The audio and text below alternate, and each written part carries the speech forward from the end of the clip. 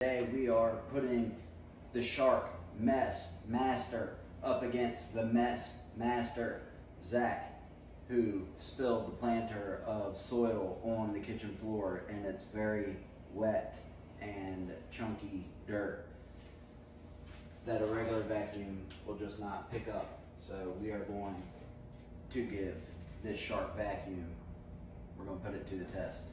Let's try it out.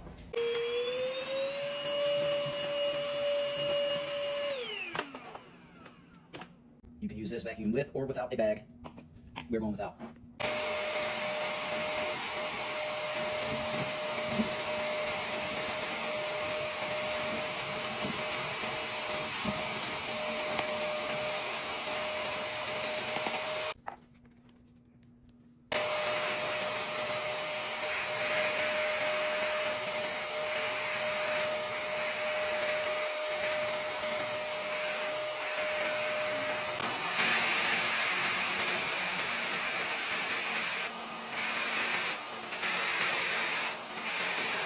And then to clean the inside of the vacuum, the tube and the attachments, you just take a cup of water, clean water, turn the hose off.